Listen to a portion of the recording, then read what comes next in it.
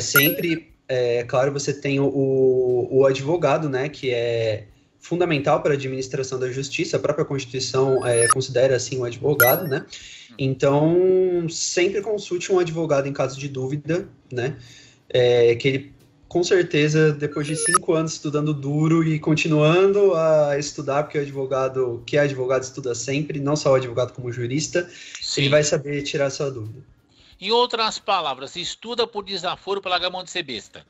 Essa que é a verdade. Por isso é que acontece assim. E outra coisa, tenha humildade de falar não sei. O Timerson está de testemunha aí. O Timerson hoje é o nosso técnico aí na rádio. Quando eu não sei, eu falo, olha, não sei, me explica agora. Porque ficar fingindo que sabe, cara, olha, eu acho tão feio isso. Olha, o Alan Souza. Ótima discussão de vocês, está mandando mensagem aqui. Viviane Esther de Souza também mandando mensagem aqui.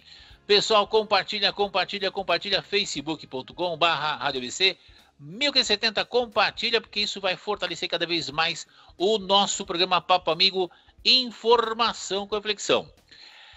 Tem muitos assuntos que eu gostaria de entrar, né? Muitos assuntos que a gente gostaria de fazer perguntas aqui, várias perguntas. Mas me diz ali, como é que é aquela questão que você estava me explicando da pedra fundamental da Constituição? Como é que é? Causa pétrea, é isso que fala? Isso, cláusula pétrea. Cláusula pétrea. Isso mesmo. Explica pra gente o que seria a cláusula pétrea. Tchan. Bom, a nossa Constituição, ela regula, certo? Entre várias outras coisas, né? Ela é uma Constituição que a gente diz que é do tipo analítica, então ela regula várias matérias, né? Matérias que talvez não fossem constitucionais, mas de qualquer forma, uma das matérias que a Constituição regula é o poder de legislar. E o poder de legislar. Exatamente. O poder de legislar, ele tem um procedimento próprio, certo?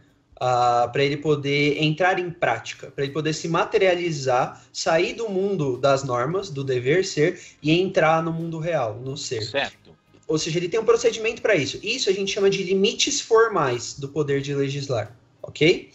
Mas nós também temos os limites materiais do poder de legislar, que é em relação ao conteúdo da lei que virá, certo? Então, é o seguinte, o limite material é justamente a cláusula pétrea, certo? E para usar como exemplo, realmente a cláusula pétrea, as cláusulas pétreas, né, elas se concentram principalmente, não se concentram só ali, mas principalmente no artigo 60, parágrafo 4º da Constituição Federal, e elas são principalmente 4, que são as 4 mais que elas definem a identidade realmente da Constituição. Então, primeiro, forma federativa de Estado, ok? A gente não pode, de uma hora para outra, acabar com o sistema federativo de Estado. Então, você está dizendo que o nosso país é federativo. É federativo. É uma cláusula pétrea, que quem manda é o presidente. Desculpa? Quem manda é o presidente, é isso? Né? Não é isso. Não é isso. Tá? Mas, enfim.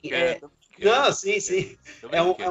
É um Estado federativo, tá?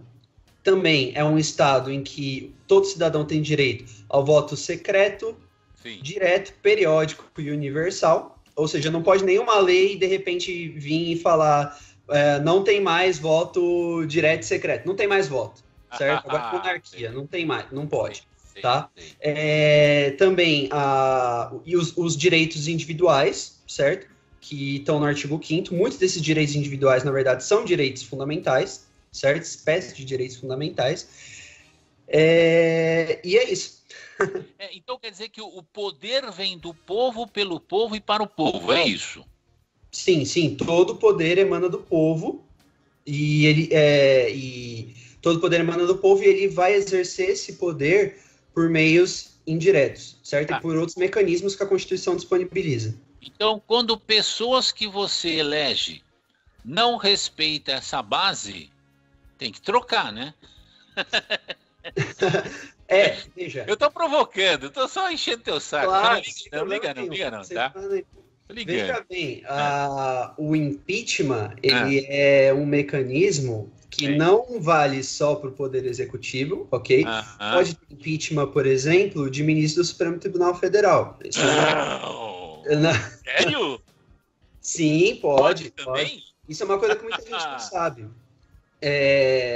Até porque a Suprema Corte do Brasil, ela exerce a mesma quantidade de poder, eu diria, que o Poder Executivo e o Legislativo, só que de uma forma diferente, dentro das suas funções, das funções constitucionais. E a mesma coisa para o Poder Executivo e Legislativo. Então, assim, o impeachment ele tem um impacto social muito grande. Então, existem vários requisitos, várias regras, tanto procedimentais quanto de conteúdo, para que o impeachment se materialize.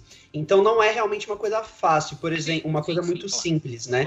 A nossa Constituição, ela prima pela estabilidade. Ela tenta dar o máximo de estabilidade possível, né?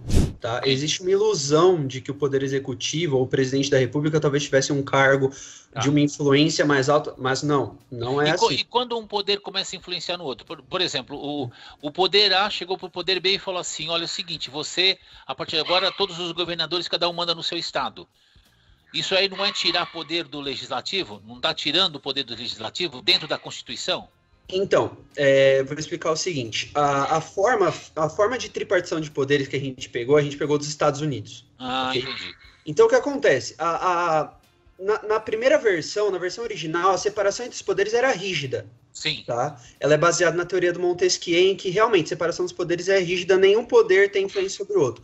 Mas, aqui no Brasil, o que a gente tem? A gente tem um sistema de freios e contrapesos. Ou seja, os poderes eles são harmônicos entre si, a própria Constituição diz isso. A palavra harmônicos ela já implica uma influência mútua, que é impossível de não acontecer. Claro, né? Algum poder, ele vai sair da borda que é delimitada constitucionalmente para ele. É por isso que existem os mecanismos para o outro poder trazer ele de volta, certo? Sim, então, muitas vezes esse embate entre executivo e judiciário, legislativo e executivo, ele na verdade ele é inerente ao sistema democrático, mas é que como com todo respeito novamente ao presidente Jair Messias Bolsonaro e os seus filhos, eles são extremamente midiáticos, eles gostam realmente da mídia e usam a mídia inclusive como sistema de divulgação das suas ideias e do que eles acreditam, esse conflito ele acaba ficando muito mais visível, certo? E nem só por isso, mas também porque todo mundo está muito interessado em política, o que,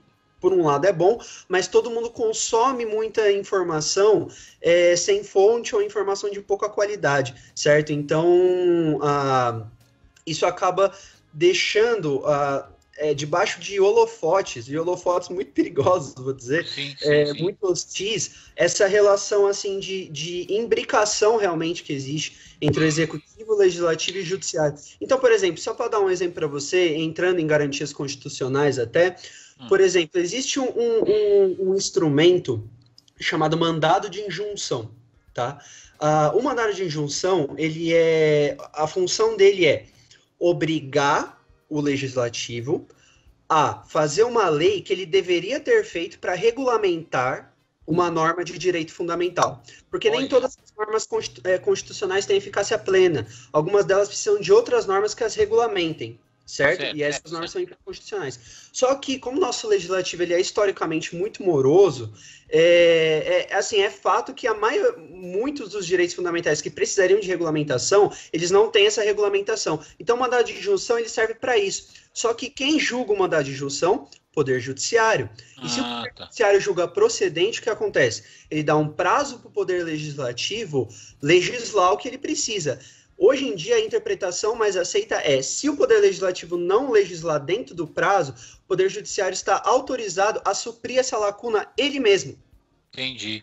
Ou seja, você pode até falar, mas o Poder Judiciário está exercendo a função de legislativo?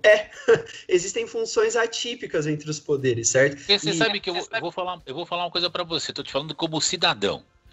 Nesses últimos 14 meses, Se o Supremo Tribunal Federal não tivesse mexido no poder do presidente, todas as ações com relação à pandemia teriam sido feitas de uma maneira conjunta, harmônica.